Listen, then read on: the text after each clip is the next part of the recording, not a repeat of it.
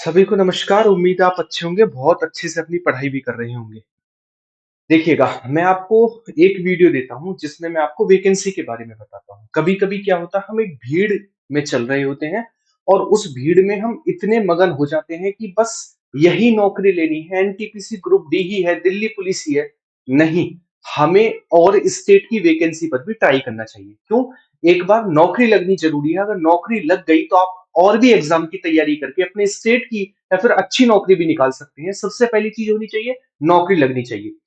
ऐसी ही एक वैकेंसी है, आप जिसका मैं बताता जा रहा हूँ, आप उसके फॉर्म डालते जाइए। ऑफिशियल साइट में आपको बताता हुआ चलूंगा, उस ऑफिशियल साइट पर जाकर फॉर्म अप्लाई करिए। बहुत ज्यादा फीस नहीं है, बहुत कम फीस है और सिलेबस लगभग लगभग सेम है। जब आप तैयारी में बैठे ही हैं तो एक दिन और निकाल कर देख लीजिएगा। नेगेटिव मार्किंग बहुत कम है, रीजन ये है। नेगेटिव मार्किंग कम है तो आपको फॉर्म डालना ही चाहिए।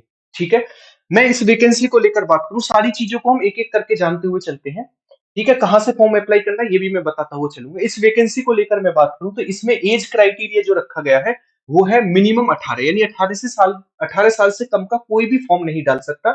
यूआर के लिए 37 साल एज रखी गई है, मेल हो चाहे फीमेल हो। ठीक है ना? यू सॉरी, मेल के लिए 37 है और यूआर फीमेल के लिए जो है वो 40 साल है।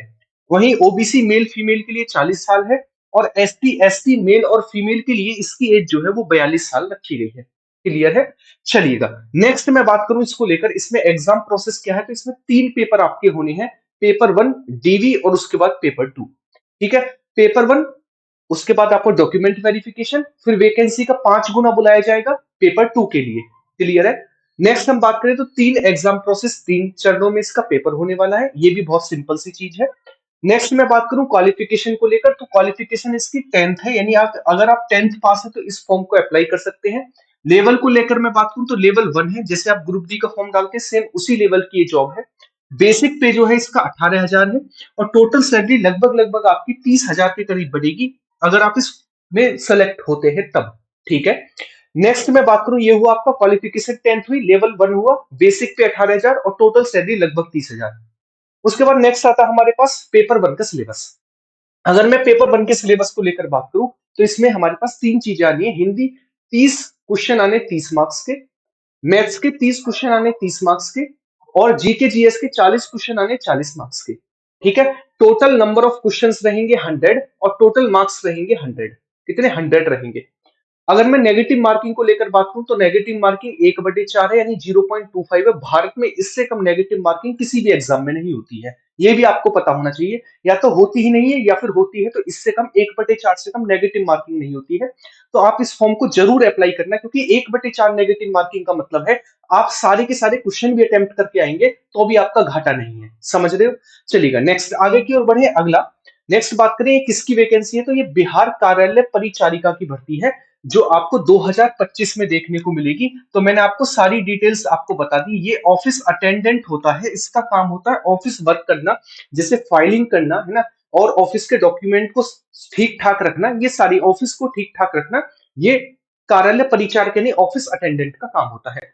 अगर मैं इसको लेकर बात करूं तो आप कुछ चीजें और देख पाएंगे, जैसे इसका फॉर्म जो आपको अप्लाई करना है, तो फॉर्म कहां से अप्लाई करेंगे। तो आप फॉर्म अप्लाई करने के बाद करने के लिए बिहार स्टाफ सिलेक्शन कमीशन, इस पर जाकर आप एडवर्टीजमेंट में जाएंगे तो एडवर्टीजमेंट में आपको सारी की सारी डिटेल आपको मिल जाएंगी। इसका सिलेबस क्या है, मैथ, हिंदी और जीके जीएस का, तो वो सिलेबस मैं आपको इसकी पीडीएफ टेलीग्राम पर प्रोवाइड करा दूंगा और उसकी लिंक मैं आपको कमेंट बॉक्स में पिन कर दूंगा। तो वहां पर जाकर ज्वाइन करके इसके एक बार, और मैंने इसके लिए नोट्स भी डाल रखे हैं पहले से, हर एग्जाम के लिए, हर वनडे एग्जाम के लिए। तो नोट्सों की भी आप सहायता ले सकते हैं इस एग्जाम को क्वालिफाई करने के लिए। और जब आपका पेपर 1 हो जाएगा, डीवी हो जाएगा, तो उसके 5 गुने बच्चे जो हैं पेपर 2 के लिए बुलाए जाएंगे और उसका एडवर्टीजमेंट अलग से निकाला जाएगा। ये सारी की सारे डाउट उम्मीद है क्लियर हुए होंगे। तो आपके मात्र 4 मिनट 5 मिनट में मैंने आपको इस भर्ती के बारे में टोटल चीजें बता दी। तो आप जाकर इस भर्ती के फॉर्म को जरूर डालिएगा। स्टेट कोई भी हो, नौकरी लगनी चाहिए, सबसे पहला टारगेट हमारा ये होना चाहिए। वीडियो पर नए हैं तो वीडियो को लाइक करेंगे, चैनल को सब्सक्राइब करेंगे, क्योंकि यहाँ पर पढ़ाने के साथ साथ सारी की सारी आपको अच्छी गाइडेंस देखने को मिलती है।